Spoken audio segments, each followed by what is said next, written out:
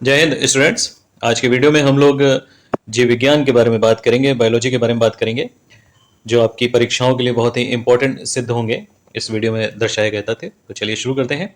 Biology, biology का मतलब होता है बायो यानी कि लाइफ, और लॉजी यानी कि लोगस, स्टडी यानी कि जीवन का अध्ययन बायोलॉजी कहलाता है। दो भाग होते हैं इसके, जूलॉजी यानी कि प्राणी विज्ञान और बॉटनी यानी कि वनस्पति विज्ञान। परिभाषा पे आ जाते हैं तो वह विज्ञान की शाखा जिसके अंतर्गत जीवधारियों का अध्ययन किया जाता है। ठीक है, क्या है? बायोलॉजी है।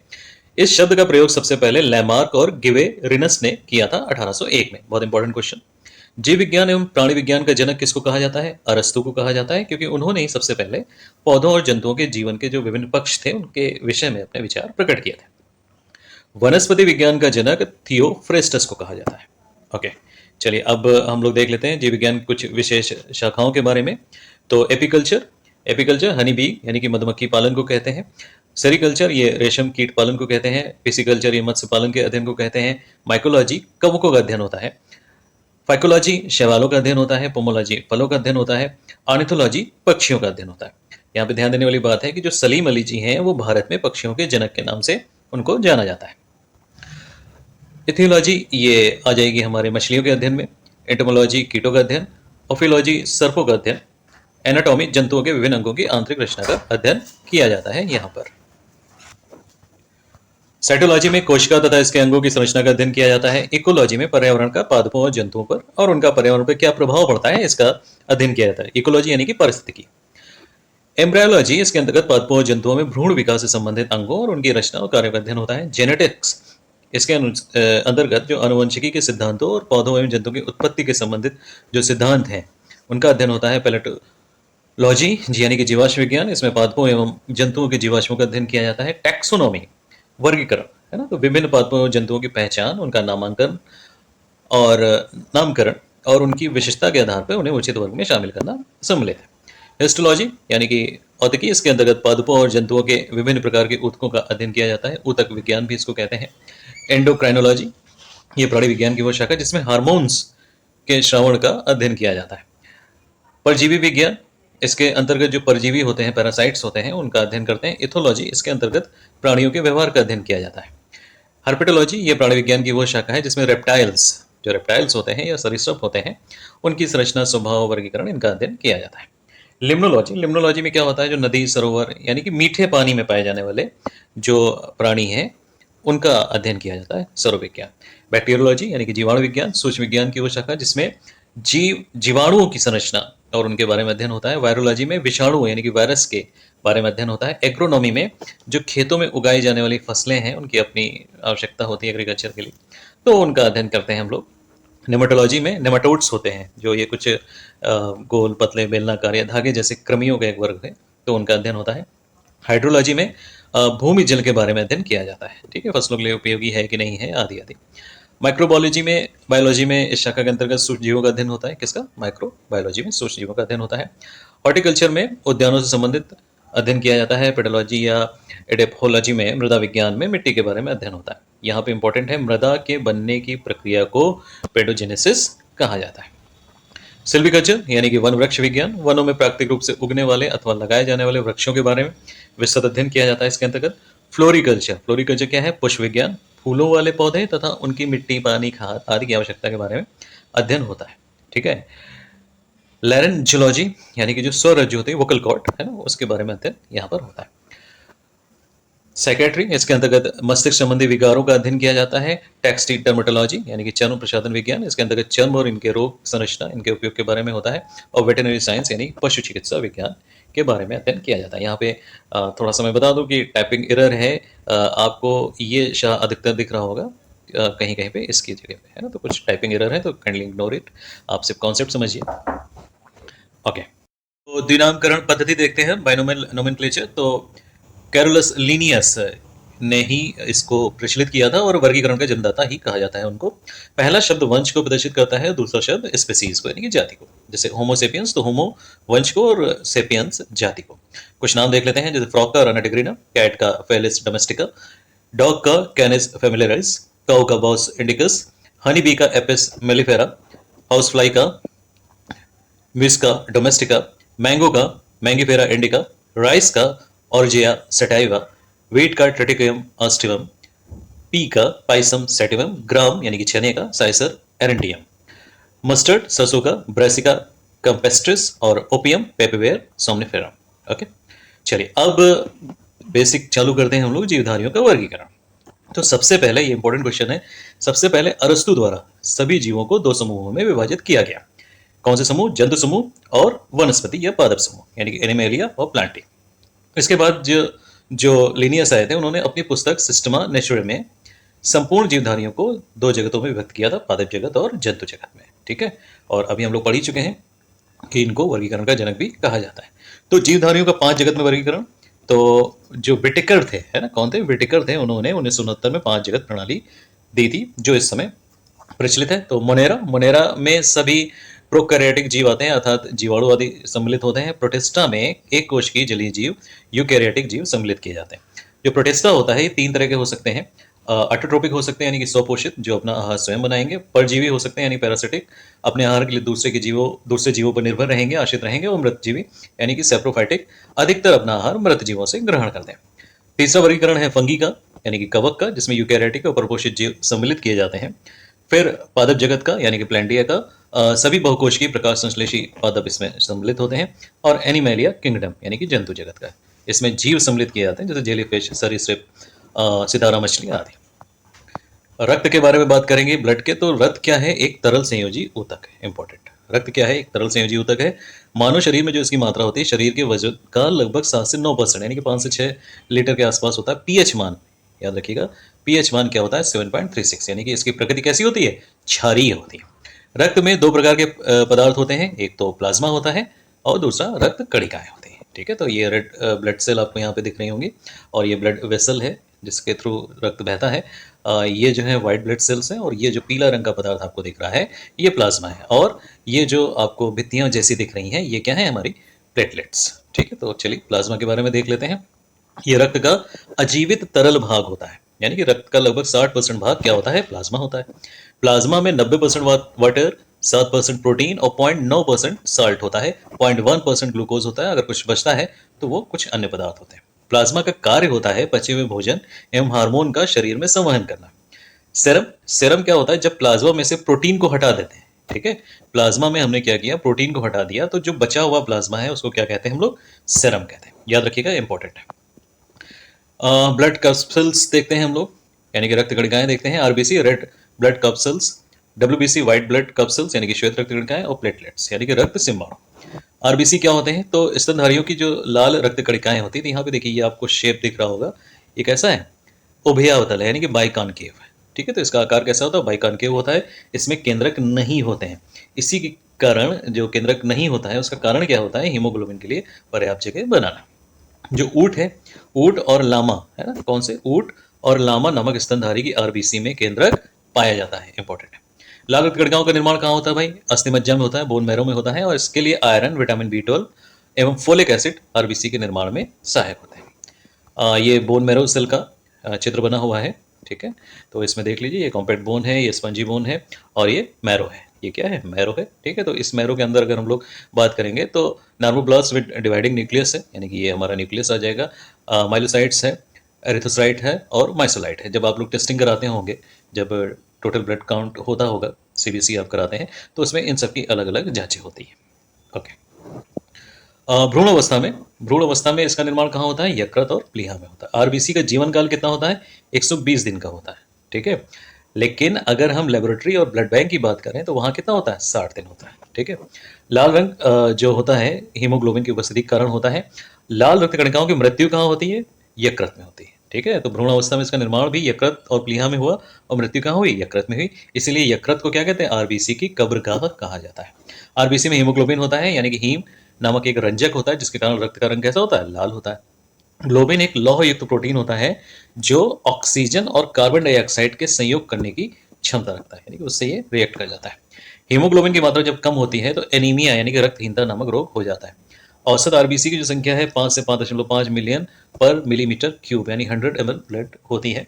लाल रक्त कणिकाओं की संख्या, लाल रक्त कणिकाओं की संख्या इंपॉर्टेंट पॉइंट है, मैदानी क्षेत्रों में रहने वाले लोगों की अपेक्षा पहाड़ी क्षेत्रों में रहने वाले लोगों के रक्त में ज़्यादा होती है, यानी कि जो पहाड़ पे व्यक्ति रहते हैं उनमें आरबीसी ज़्यादा पाई जाती है। ठीक है, ये जो कणिकाओं की संख्या है इनको हीमोसाइटोमीटर से ज्ञात किया जाता है।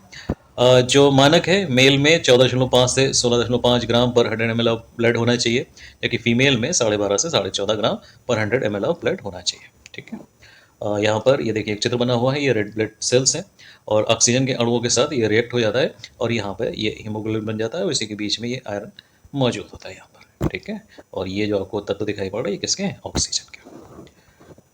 WBC यानी कि व्हाइट ब्लड कप्सल्स, तो श्वेत रक्त कणिकाएं किसके आकार की होती? अमीबा के आकार की होती। अमीबा का आकार कैसा? इसका कोई आकार ही नहीं होता, यानी कि इनका कोई निश्चित आकार नहीं होता है।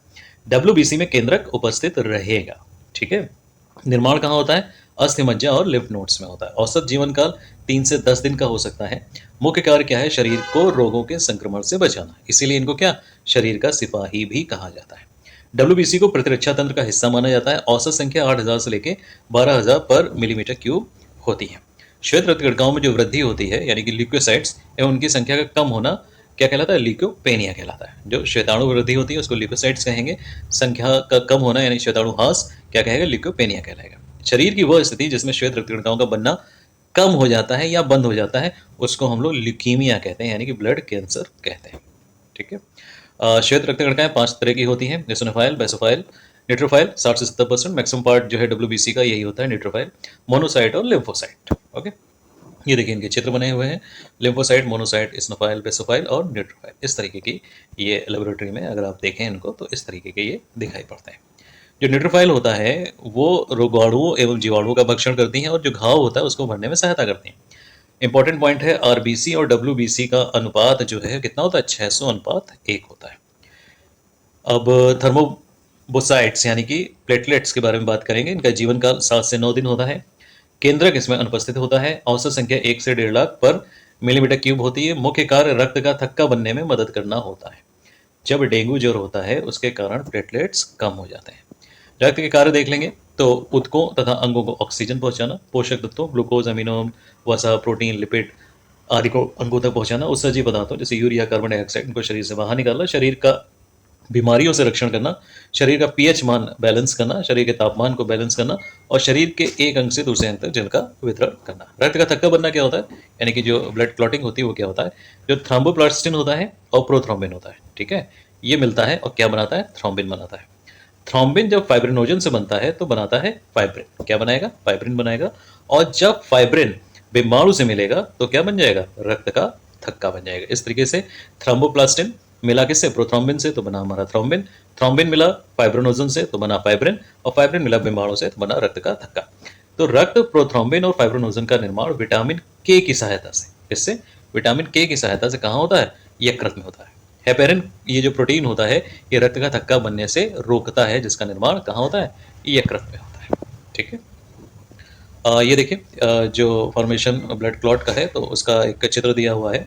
यहाँ पे स्टेज 1 में प्लेटलेट्स जो हैं अटैच हो जाते हैं एंडोथेलियम से, यानी कि ब्लड वेसल वॉल से। यहाँ पे ये प्लेटलेट्स हैं और ये ब्लड वेसल की वॉल है, तो उससे ये देखिए अटैच हो रहे हैं और अटैच होते होते ये देखिए इस तरीके से यहाँ पर ये मिल गए हैं, यानी platelet start to release fibrin and begin to seal the endothelium.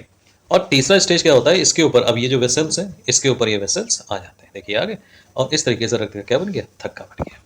ठीक, ओके। ब्लड ग्रुप के बारे में बात करेंगे, रक्त समूह। तो इसकी खोज किसने करी थी? कार्ल लैंडस्टीनर ने करी थी। कार्ल लैंडस्टीनर ने करी थी। मनुष्य के रक्तों की भिन्नता का मुख्य कारण लाल रक्त कणिकाओं पर पाई जाने वाली कौन सी प्रोटीन है? ग्लाइकोप्रोटीन है, जिसे हम एंटीजन या प्रतिजन कहते हैं। 2 प्रकार के होते हैं, एंटीजन ए, एंटीजन बी। इसकी उपस्थिति के आधार पर मनुष्य में 4 प्रकार के रक्त समूह होते हैं, ए, बी और ओ। तो एंटीजन भी होगा हमारा ए बी, और बोथ एंटीजन अब्सेंट होते हैं किसमें? ओ में। इंपॉर्टेंट है, ओ में, ओ रक्त समूह में जो एंटीजन यानी कि प्रतिजन होते हैं वो अब्सेंट होते हैं, और ए बी जो रक्त समूह होता है उसमें एंटीबॉडी अब्सेंट होता है। ठीक है, तो ए है तो ए का अपोजिट बी, तो ए अगर एंटीजन है तो बी एंटीबॉडी होगा, बी अगर एंटीजन है तो ए एंटीबॉडी होगा। अगर ए बी है तो ए और बी दोनों एंटीजन होंगे लेकिन एंटीबॉडी नहीं होगा, और ओ में एंटीजन अब्सेंट होगा लेकिन एंटीबॉडी कौन सी होगी? ए बी होगी। ब्लड ट्रांसफ्यूजन की बात कर लेते हैं, रक्तदान की। तो एंटीजन ए और एंटीबॉडी ए तथा एंटीजन बी और एंटीबॉडी बी कभी भी एक साथ नहीं रह सकते हैं। अगर ऐसा हो जाएगा तो ये अत्यधिक चिपचिपे हो जाएंगे, शरीर के अंदर रक्त का थक्का बन जाएगा और व्यक्ति की मृत्यु भी हो सकती है। ठीक है, इसे ही हम लोग एम्बोलिज्म कहते हैं, यानी कि अवश्लेषण कहते हैं। अतः रक्त आधान में एंटीजन और एंटीबॉडी का ऐसा तालमेल रखना पड़ता है जिससे ये रक्त का अविश्लेषण यानी कि ट्रांसफ्यूजन ना होने पाए, सॉरी एम्बोलिज्म ना होने पाए। ओके, तो चलिए relationship between antibodies and blood type देख लेते हैं। तो ए में एंटीजन ए रहेगा, और ये ए जो है, ए और ए बी दोनों को ब्लड डोनेट कर सकता है। एंटीबॉडी जो सीरम में पाई जाएगी वो एंटी बी पाई जाएगी, और ये ए और ओ से ब्लड ले सकता है। ठीक है, अगर बी है किसी का ब्लड ग्रुप तो एंटीजन क्या होंगे, बी होंगे, और ये बी और ए बी को डोनेट कर सकता है, और बी और ओ से रक्त ले सकता है। एंटीबॉडी कौन से हो जाएंगे, एंटी ए। ए बी में दोनों होंगी, ए और बी होंगे, और ये ए बी को ही डोनेट कर सकता है और ए बी और ओ से ही ले सकता है। और एंटीबॉडी कौन सी होंगी, कोई नहीं होंगी। ओ ब्लड ग्रुप जिसका है वो किसी से भी उसमें जो एंटीजन है यानी कि जो रेड ब्लड सेल में एंटीजन होगा वो नहीं होते हैं। वो ए को, बी को, ए बी को, ओ को, सबको रक्त दे सकता है, लेकिन सिर्फ और सिर्फ ओ से ले सकता है क्योंकि इसमें एंटीबॉडी ए और बी प्रेजेंट होती है। ठीक है, तो इस तरीके से ओ को हम लोग सर्वदाता कहेंगे और ए बी को हम लोग क्या कहेंगे, सर्वग्राही। ठीक है, तो ये देखिए ये बना हुआ है टेबल है ना, तो इसको ध्यान से देखिएगा। रक्त समूह ओ को हम लोग क्या कहते हैं, सर्वदाता, क्योंकि इसमें कोई एंटीजन नहीं होता। रक्त समूह ए बी को सर्वग्राहिता कहते हैं क्योंकि इसमें कोई एंटीबॉडी नहीं होती। जो आरएच फैक्टर हमारा आता है, तो लैंडस्टीनर और वीनर ने रुधिर या रक्त में एक अन्य प्रकार के एंटीजन का पता लगाया जिसे हम लोग क्या कहते हैं, आरएच एंटीजन। ठीक है, आरएच क्यों कहते हैं, क्योंकि एक रिसस एक प्रजाति होती है मंकी की, उसमें इन्होंने पता लगाया था। जिन व्यक्तियों के रक्त में यह तत्व पाया जाता है उसे आरएच पॉजिटिव कहते हैं, और जिनमें ये नहीं पाया जाता उन्हें आरएच नेगेटिव कहते हैं। अब हम लोग बात कर लेते हैं माता पिता का रक्त समूह और बच्चे में जो संभावित और असंभावित रक्त समूह है उसके बारे में। तो अगर माता और पिता दोनों का ओ है तो बच्चे में संभावित है ओ, ए बी और ए बी नहीं होगा। अगर ओ और ए है तो संभावित है ओ और ए, बी और ए बी नहीं होगा। अगर ओ और बी है तो ओ और बी संभावित है, ए और ए बी नहीं होगा। ओ और ए बी है तो ए और बी संभावित है, ओ और ए बी असंभावित। दोनों का ब्लड ग्रुप ए है तो संभावित ए और ओ होगा, असंभावित बी और ए बी होगा। दोनों का अगर बी है, दोनों का बी है तो बी और ओ संभावित होगा, ए और ए बी असंभावित होगा। अगर एक का ए है, एक का ए बी है तो ए बी और ए बी हो सकते हैं, ओ नहीं हो सकता। एक का बी है, दूसरे का ए बी है तो ए बी और ए बी हो सकता है और ओ नहीं हो सकता। जबकि अगर दोनों के ए बी हैं तो ए बी और ए बी हो सकते हैं और ओ नहीं हो सकता है। ठीक है, ये बच्चे के केस की बात हो रही है। फर्टिलिस्ट देखते हैं, यदि पिता का रक्त समूह आरएच पॉजिटिव है, माता का रक्त समूह आरएच नेगेटिव है, तो जन्म लेने वाला जो शिशु है जन्म से पहले गर्भावस्था में या जन्म के तुरंत बाद उसकी क्या हो जाएगी, मृत्यु हो जाएगी। ऐसा दूसरी संतान के जन्म होने पर होता है क्योंकि इस स्थिति में पिता आरएच पॉजिटिव और माता आरएच नेगेटिव होती है। पहली संतान के समय माता के शरीर में आरएच एंटीबॉडी बन जाती है। ठीक है, तो ये एक माता का चित्र है, तो आरएच मदर है, आरएच नेगेटिव, तो प्लस क्या है, तो फर्स्ट आरएच फेटस बन गया और आरएच एंटीजन यहाँ पे देखिए विकसित हो गए फर्स्ट प्रेगनेंसी में। बिटवीन प्रेगनेंसी, जो पहली और दूसरी प्रेगनेंसी के बीच में एंटी आरएच है जो एंटीबॉडी है वो डेवलप हो जाती है, और जो सेकंड उसमें देखिए यहाँ पे ये बन नहीं है बाहर की तरफ, और सेकंड आरएच पॉजिटिव फेटस में जो सेकंड प्रेगनेंसी होती है उसमें ये जो एंटी आरएच एंटीबॉडी है वो डेवलप हो जाती है और भ्रूण में आ जाती है। ठीक है, इस वजह से सेकंड उसमें शिशु की मृत्यु हो जाती है। हीमोफोलिया क्या होता है, ये एक आनुवंशिक रोग होता है। रक्त का थक्का बनने में सामान्यतः 15 सेकंड यानी कि मिनिमम 15 सेकंड, अधिकतम 1 से 2 मिनट का समय लगता है। लेकिन इस बीमारी में हीमोफीलिया में क्या होता है, रक्त का थक्का बनने में 15 मिनट या इससे ज़्यादा का समय लग जाता है, जिसके कारण क्या होता है, ज़्यादा खून बह जाता है, व्यक्ति की मृत्यु भी हो सकती है। बीमारी एंटी होमोफिलिक तत्व की कमी के कारण होती है। जो जॉन्डिस होता है, रक्त में जो बिलिरुबिन होता है यानी कि पित्तरंजक होता है, एक रंग होता है जिसका शरीर में स्तर बढ़ने से त्वचा का रंग पीला हो जाता है। इसी को पीलिया कहते हैं या कामला कहते हैं या जॉन्डिस कहते हैं। इसमें शरीर में सामान्य स्तर 0.3 से 1.9 mg पर डीएल होता है, पर डेसीलीटर होता है 100 ml में। तो जॉन्डिस में देखिए यहाँ पे आपको दिख रहा होगा चेहरे का ये रंग है, और जॉन्डिस में ये पीलापन पड़ जाता है। ठीक है, और लीवर और गॉल ब्लैडर पे ये सबसे ज़्यादा इफेक्ट करता है। जो कारण है इसका, मलेरिया, किसी अन्य बीमारी के दौरान जो हमारी आरबीसी हैं उनके नष्ट होने की दर बढ़ गई है, जिससे जो पित्तरंजक है वो मात्रा बढ़ जाती है। यकृत के कार्य करने की क्षमता कम हो जाती है, इससे भी पित्तरंजक की मात्रा बढ़ जाती है। ओके।